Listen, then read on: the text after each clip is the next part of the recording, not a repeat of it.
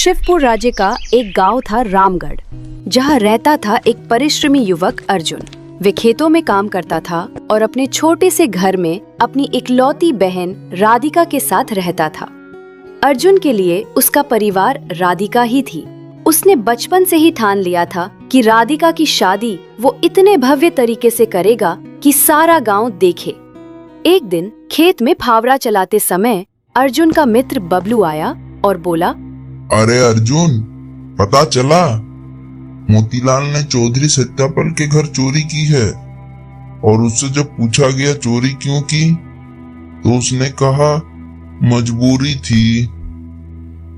मजबूरी नहीं है ये तो बस उन लोगों की बहानेबाजी है जो हर बात का दोष भाग्यों को देते हैं। असली में भाग्य हमेशा उसी का साथ देता है जो सच्ची में मेहनत करता है। इतना बोलकर अर्जुन फिर से फावड़ा चलाने लगा और बबलू घर की तरफ चला गया। शाम को घर लौटते समय अर्जुन को एक पेड़ के नीचे बैठे योगी देवदास दिखाई दिए। तभी अर्जुन को एक आवाज सुनाई दी, तुम्हारी बातें सुनी मैंने अर्जुन, पर जान लो भाग्य और मेहनत दोनों जरूरी है। समय आएगा जब तुम्हें मेरी बात समझ में आएगी। कुछ समय बाद अर्जुन की फसल पकने ही वाली थी कि अचानक कीड़े लग गए। लाख कोशिशों के बावजूद सारी मेहनत बर्बाद हो गई। भैया, अब मेरी शादी कैसे होगी? मैं हार नहीं मानूंगा राधिका, दोबारा बीज बोऊंगा। इस बार मेहनत दुगनी होगी। अर्जुन बीज खरीदने के लिए गया ठाकुर तेजपाल के पास। कर्ज दूंगा, लेकिन याद रख ब्याज भारी है।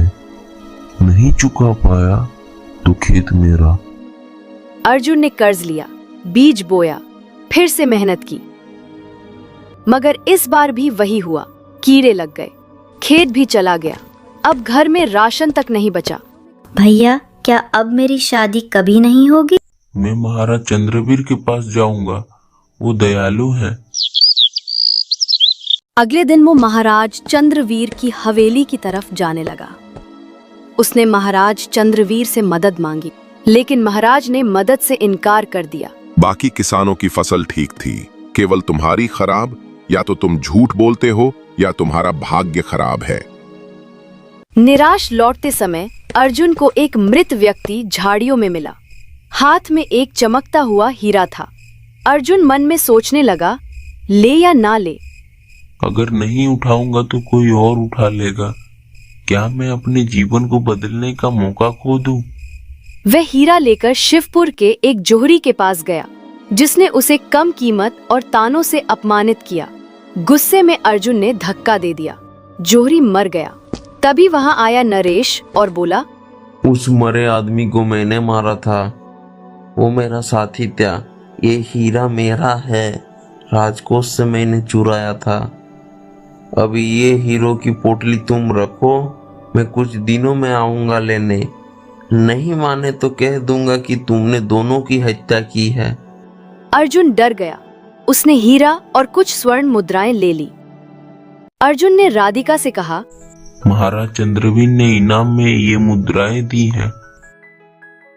ठाकुर का कर्ज चुका दिया, खेत वापस मिल गया। राधिका की शादी की बात फिर से शुरू हो गई। एक दिन जब अर्जुन घर आया, वहां महाराज चंद्रवीर, सेनापति बलवीर, सैनिक और पकड़ा हुआ नरेश खड़ा था। महाराज, जो चोरी हुई वो हीरे इसी के पास है।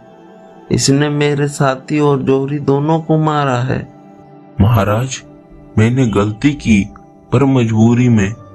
सब कुछ नरेश की धमकी से किया। हीरा मुझे रास्ते में मिला था। तभी वहां पहुंचे योगी देवदास और बोले, महाराज, अर्जुन को मैं जानता हूँ। यह मेहनती है, मजबूर हुआ था। इसका अपराधियों से कोई नाता नहीं है। ठीक है योगी जी, आपके कहने पर इसे क्षमा करता हूँ। नरेश को सैनिक गिरफ्तार कर ले गए। कुछ महीने बाद अर्जुन ने फिर से बीज बोए। इस बार न कीड़े लगे न कोई बाधा। फसल शानदार हुई। पूरे शिवपुर में सबसे ऊंचे दामों में बिकी। अर्जुन खेत में बैठा आसमान की ओर देख रहा था। पीछे से योगी देवदास बोले, तो अर्जुन अब मानता है भाग्य का अस्तित्व है? हाँ योगी महाराज, अब समझ गया हूँ। मेहनत जरूरी है, लेकिन भाग्य बिना वह अधूरी है।